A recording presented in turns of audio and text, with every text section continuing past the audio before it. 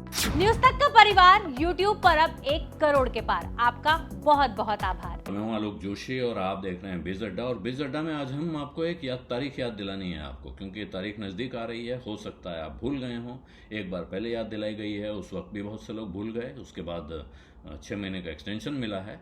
लेकिन अब 30 सितंबर आखिरी तारीख है। इस महीने के ख़त्म होने से पहले पहले आपको ये काम करना ज़रूरी है, और वो है अपने स्टॉक मार्केट इन्वेस्टमेंट या म्यूचुअल फंड के लिए आपको अपना नॉमिनी फाइल करना है अपने डीमैट अकाउंट के जो डीपी है उसके पास, या फिर आपको अपने म्यूचुअल फंड हाउसेस के पास, या आप अगर किसी इंटरमीडियरी के थ्रू काम कर रहे हैं तो वहाँ आपको ये करना होगा।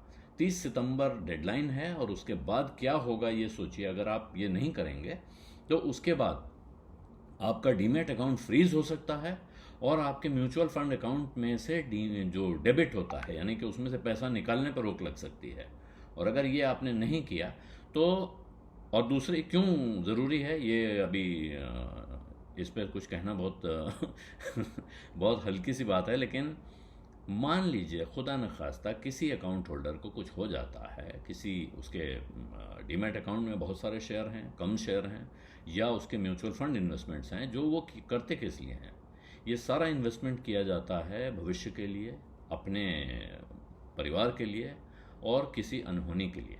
ऐसी अनहोनी की स्थिति में अगर आपके अकाउंट में नॉमिनेशन नहीं है कि ये अकाउंट इसके बाद किसको मिलना है, तो वो एक लंबा प्रोसीजर हो सकता है। ऐसा नहीं है कि जिसके वारिस हैं उन तक पहुंचेगा नहीं, लेकिन उसमें बहुत लंबा प्रोसीजर है, और इसीलिए ये कहा जा रहा है कि आप अब इसको समय पे करा लें।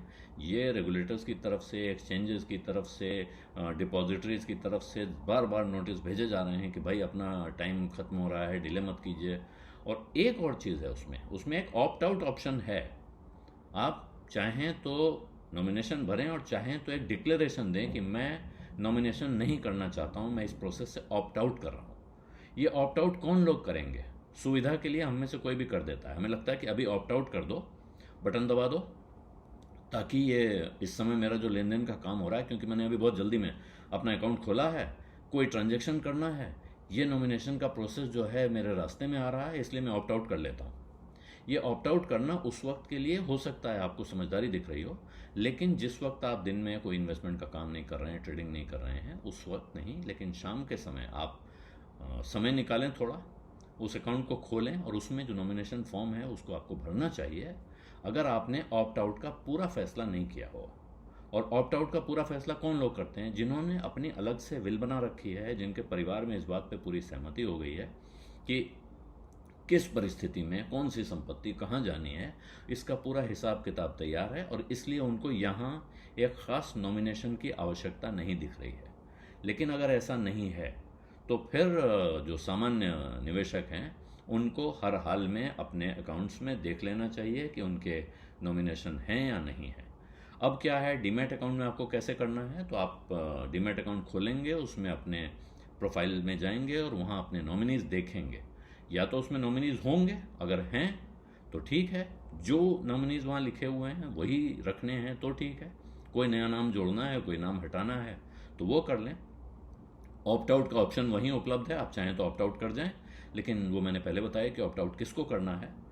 और साथ में अब आपको नॉमिनीज़ के आईडी प्रूफ या उनके डिटेल्स भी अपलोड करने होंगे। ये जो आपको डिटेल डालने हैं ये, और इसके साथ आपका ये पूरा प्रोसेस आधार के साथ वैलिडेट होगा, और उसके बाद ये नॉमिनेशन वहाँ जुड़ जाएगा। बिल्कुल ऐसा ही प्रोसेस आपका म्यूचुअल फंड्स में भी है। वहाँ आप जिस वक्त एप्लीकेशन लगा रहे हैं तो उस वक्त लिख सकते हैं, उस फॉर्म में होता है कि यहाँ कौन नॉमिनेशन करेगा। और उसके बाद बहुत सारे तरीके हैं। एक एमएफ सेंट्रल वेबसाइट है जिसमें आपकी सारी म्यूचुअल फंड होल्डिंग एक जगह दिखाई पड़ती है। दूसरा है माई कैम्स ऑनलाइन है। इस तरह के आपके जो इंटरमीडियरीज हैं उनके पोर्टल पर आपको एक साथ एक जगह सब कुछ दिख जाता है। आप वहाँ भी ये काम कर सकते हैं। और नहीं तो आपको, अगर आप ऑनलाइन नहीं करते हैं तो आपको चिट्ठी लिखकर अपने म्यूचुअल फंड हाउस से उनसे फॉर्म मांगकर उस फॉर्म को भर के अपने नॉमिनेशन पूरे करवाने होंगे। और अगर आप 30 सितंबर तक ये नहीं करते हैं तो फिर जैसा मैंने पहले बताया कि वो अकाउंट फ्रीज हो जाएगा। और इसलिए इस वक्त जब वो फ्रीज हो जाएगा उसके बाद क्या करना है इसका भी एक प्रोसेस है, लेकिन वो करने का इंतज़ार क्यों करना है? आज की तारीख में अभी आपके पास वक्त है, तो इस वक्त का इस्तेमाल करें अपने फोलियोज़ में, अपने डीमैट अकाउंट में, अपने इंश्योरेंस अकाउंट में, और इससे आगे ये इससे कोई वास्ता नहीं है इसका, लेकिन अपने बैंक अकाउंट्स में भी आपको सारे नॉमिनेशन पक्के पुख्ता रखने चाहिए। चेक कर लीजिए अपने कागज़ एक बार कि कहीं कोई नॉमिनी बाकी तो नहीं है।